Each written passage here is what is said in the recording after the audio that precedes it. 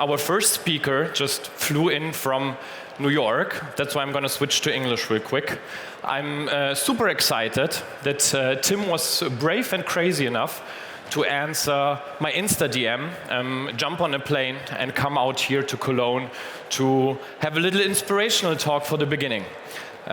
Over the last few years, in me being in the business and a career in influencer, social, YouTube marketing, there have always been, or right now, there are two creators that always inspired me most.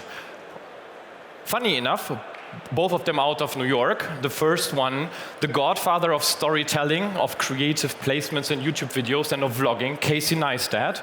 And the second one being a TikTok creator, Tim Chusano. So, Tim, the stage is yours. Welcome. Thanks so much for coming out. Let's have some fun. I'm kicking things off. This is not going to just be bullshit marketing. I'm going to curse a lot, and hopefully this legitimately changes the way that you look at life. Because why not? I flew from Brooklyn to Cologne, and I have no idea what time zone it is. I kind of barely know what's going on right now. So, the presentation was up, the presentation went down. In the short term, oh, we're back. Okay, yes, thank you. It is called Care More, but Give Fewer Fucks.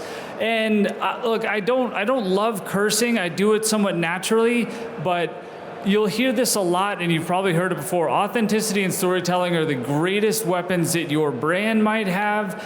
And authenticity and caring more, but giving fewer fucks in general is actually going to make your life a bit better and a bit more fun on a day in and day out basis. So we don't have a ton of time, but I did set a specific agenda for this because I'm a corporate dude by nature.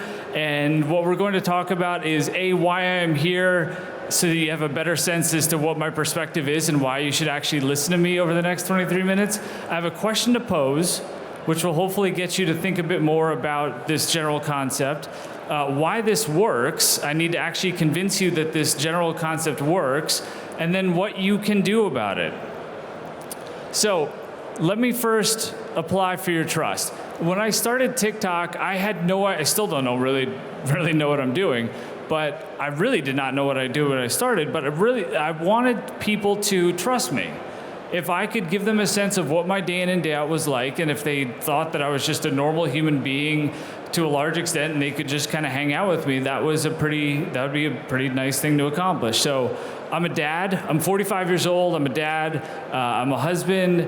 I was a terrible student. So what you'll see from a business perspective, just know that it's kind of rooted in me calling myself, in a self-deprecating way, a dumbass C student. Sneakerhead, I chose a suit today just because this is what I wear Monday through Thursday regardless, but it was very much on the fence as to whether or not I would wear this or just something with a ridiculous pair of kicks, because I'm a sneakerhead going back to 1989.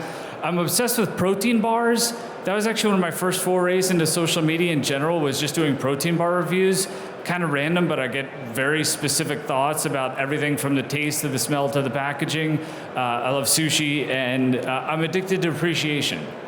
And hopefully that will be the biggest takeaway about this larger concept, is really about appreciation as a whole. And TikTok is largely how most people know me, which still makes me giggle out loud like I just did, because as a 45-year-old who is just like, oh, this is interesting. I'm kind of sick of Instagram because everyone's like, hey, where does the pictures of your wife and your kid? Don't do anything weird. I could go be weird on TikTok by myself, and now I'm in Cologne, Germany, of all places, having this conversation with you. So from a professional perspective, again, I want you to have the balance and the context so that you have a general sense as to why me and why should you care. This is straight from my resume. I genuinely enjoy solving complex business problems. I know that might sound also odd considering the title of this presentation, but that's what I do. I run a 240-person creative team spread out across the United States of America. We do about 20,000 projects a year. We engage with about 5,000 to 10,000 clients, mostly focused on small, medium-sized businesses, but I love solving complex business problems. Even though as a C student, for some reason, this always clicked with me. My resume will show ABC Sports, started in live sports production, Then I moved to ESPN after I realized that 36 weeks a year of traveling was probably not going to be very conducive for a solid marriage, and got into the marketing side, and that's really where I broke in my marketing chops, so to speak. And now I'm with a company called Charter Communication. They have several sub-brands, and my team in particular has a focus on how to get small businesses on TV and on streaming. So what you're about to hear comes from a deep marketing perspective. I've been in the professional environment for over 20 years at this point. And also just comes from who I genuinely am as a human being, and the 13-year-old self that is very much alive and kicking, and cannot believe that I'm on stage right now. And when it comes to the things on my resume, I'm not going to read all this crap, but just like I wanted you all to know that I'm not just here to say something flamboyant and something that might come across as like, wow, that's kind of shocking. He had the F word in the title. Like, no. Yes, I want you to walk away with some of those headlines, but these are the things that I have done. These are the things that I do. There's very much a hardcore business side of me as well. So now to the question part of the presentation. Hopefully you know both of these names. I'm sure based on generation and how much you're exposed to American pop culture, you may or may not. What do these two people have in common? Jay-Z, I assume you know. Howard Stern, maybe, maybe not. He's an on-air radio personality, huge for the better part of the 90s, early 2000s, up to today. He is a 68-year-old, tall, white, Jewish gentleman. Jay-Z is obviously the most prolific rapper of all time, at least in my humble opinion. So very different from like a demographic and background perspective. But what they both have in common, and what I believe is the superpower, and again, what I hope you take away from the 20 minutes that we have here today, is that when you care deeply about your craft, when you really, really, really care, whether it comes to you as an individual on a day in and day out basis, or when it comes to your brand, if you really care, but you don't let what holds back 99% of the human beings on this planet right now, if you can combine those two, it's a superpower. Think of Jay-Z. I had this weird realization about rap in general, and thinking of Jay-Z like inviting his mom or Beyonce's wife in to listen to, like, hey, I'm just done with my album. And you read some of the lyrics, you're like, wow, this is, there's some things that are shocking there. Like, it talks about selling drugs as a kid and all these things. It's like, some of us are like, I don't know if I should put on this green sweater today because I'm gonna look awkward. But then there's the people that really just don't give a fuck, and they're willing to put themselves out there because they care about what they're doing, they care about what they're saying, and they believe in it. So what this means for brands is that when you're playing it safe, you're just gonna be mediocre. And it doesn't mean on the other side of it as well. I was thinking about this morning. I don't want people to think if you don't give a fuck from a brand perspective, it means just like, oh, you can say something bombastic or something like really loud and abrasive. That doesn't work either. Because if it's not genuinely rooted in something that you or your brand cares about, it's gonna fall flat. And it means that playing it safe is just gonna lead to mediocrity, or even worse, people are gonna be skeptical about what is your true intention here. Purpose brands, you probably hear that a ton over the next few days. I mean, depending, obviously I'm speaking in English and I have no idea how a lot of this might translate into German, but having purpose is huge, and when you can combine those things, it means that awareness is built with bold authenticity. The only reason why I'm standing in front of all of you today, because again, this is both for brands and individuals, the only reason why I'm standing in front of you today is because at some point I just cared more and more, but I gave fewer fucks along the way about what people would say about me in the comments. You know how weird it is for unless there's other 45-year-old dads out here that can be like, oh, I totally get it. When you have 540,000, whatever the crazy number is now, which I know is not like a TikTok record by any stretch of the imagination, but putting yourself out there on a consistent basis in front of 540,000 people is really weird. But the awareness came from just being authentic. There's really nothing all that special about me. I was just willing to take risks and willing to put myself out there. So again, when it comes to what this means for brands, your self-awareness, this is when they have knowledge and trust in what your what are you doing? Why are you doing what you're doing as a brand? If you can have this unbiased process, I love this term, because if you can actually digest what people are saying about you, take that and then use it to your advantage.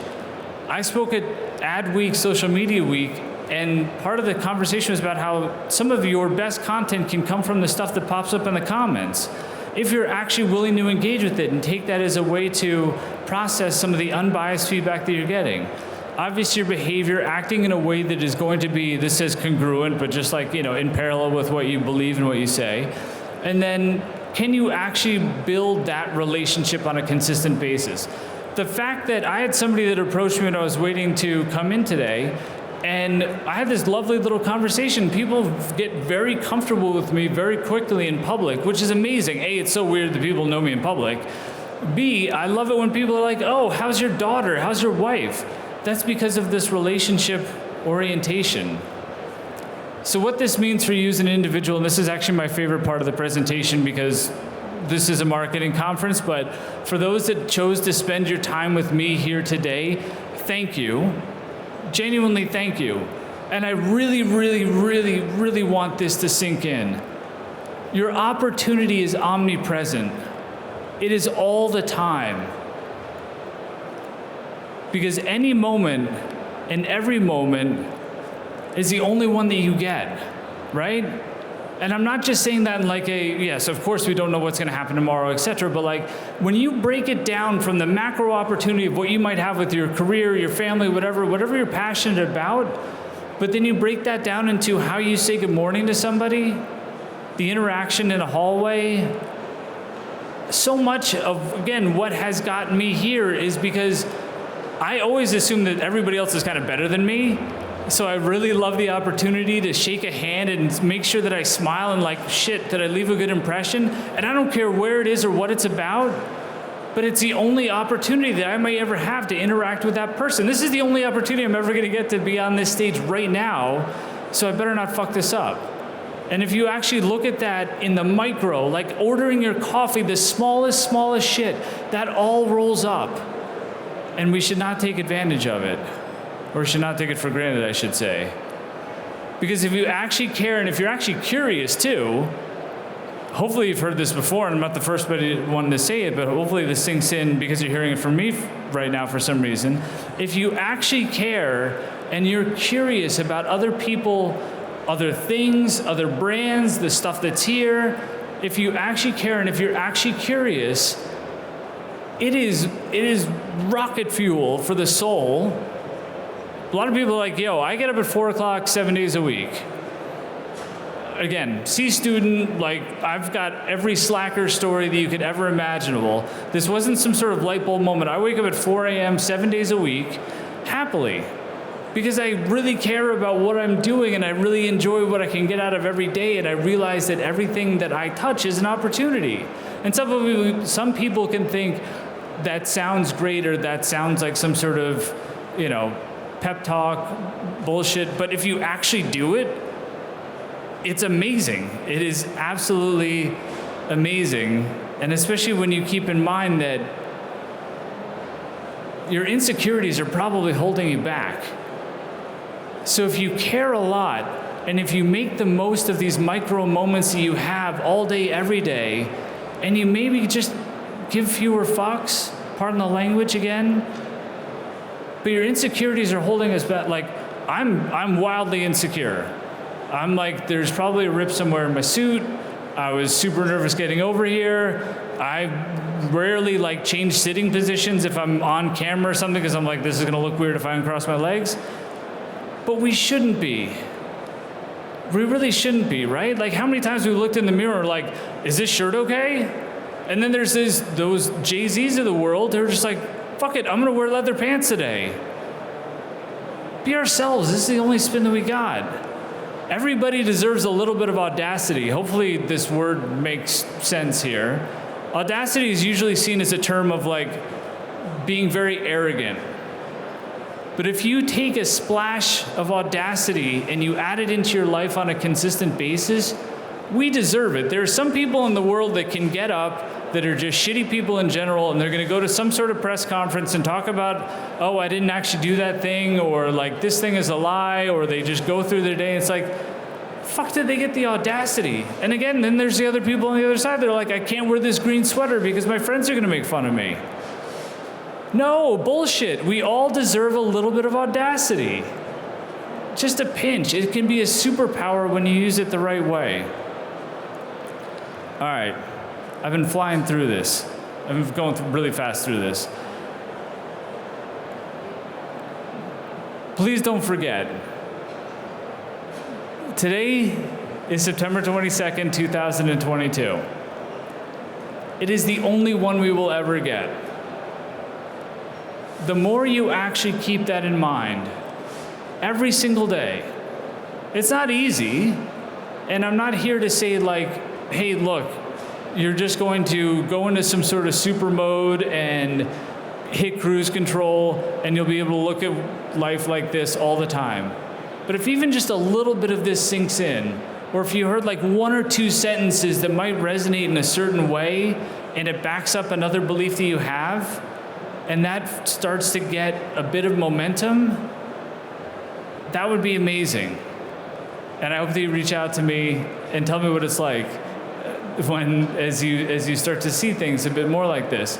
And also too, like just for some context, as I say things like today's the only September 22nd that you'll ever give, you know, audacity can be a superpower. I had popcorn for breakfast yesterday, right? I took a red eye from New York City into Amsterdam, and then a flight from Amsterdam to Dusseldorf, and then I took the train from Dusseldorf to Cologne. And I was having this conversation with Martin last night. This isn't about rise and grind. This isn't that bullshit. And from what I understand, LinkedIn is getting a bit weird in Europe, where it's like very competitive and people are trying to put up like a very specific facade. LinkedIn scares the shit out of me. I want almost nothing to do with LinkedIn whatsoever. Again, TikTok, even though it seems counterintuitive because there's 540,000 people out there that are mostly watching, and depending on which video it is and how many views it gets. But like LinkedIn kind of freaks me out. What I am prescribing, this is not a rise and grind culture as it's called in the United States. Rise and grind comes from the term rise and shine. That's what this is about. And again, I had popcorn for breakfast yesterday. There is no perfect model that you are going to fall into and you can just repeat it every day. A lot of people ask me, how do you actually get up at 4 o'clock every single morning? It's 4:02. By the way, there's a long story as to why 4:02, but I won't get into that now because I'm down to 5 minutes. How do you get up at 4 o'clock every single morning? It's because I don't have to worry about getting up at 4 o'clock tomorrow. All I had to do is get up at 4 o'clock today. And when you start to add in some of those like smaller doses of things into your life, it's not about, creating some sort of rigor and then hitting the copy button and just being like, okay, this is what it's going to be like every single day from here on out. It's just about getting more comfortable with yourself and what the opportunity can be every single day. And if you can blend this world of caring more, having a deeper understanding as to what it can be like when you are truly curious, when you lean in, when you understand that whoever's hand you're going to shake, whatever interaction you're going to have, in that meeting that you don't really want to go into, and that person that you may not like that much, but if you lean into it just a little bit more and understand that it's an opportunity to learn, I firmly believe that you can learn from anybody on the planet at any given time. If you start to accept things along those lines, it gets a lot more fun. I promise you will enjoy your day in and day out a lot more. And what it can mean for your brand, what it can mean from a marketing perspective, those are the brands that have the superpower, that are able to create these communities and are able to do these magical things because they understand that every interaction counts, and that for every opportunity that they have to be in front of somebody, it's about creating a deeper connection. So, today is the only September 22nd, 2022 that you will ever get. My name is Tim. I flew in from Brooklyn, New York, just to have this conversation with you. It's been an absolute treat. The lights are super bright. I still have 4 minutes to go, but I think I've said everything that I need to tell you guys today. It's been an absolute pleasure. So I'm just going to say goodbye, and I got to fly home tomorrow morning. Thank you so much for your time today. I really appreciate you guys.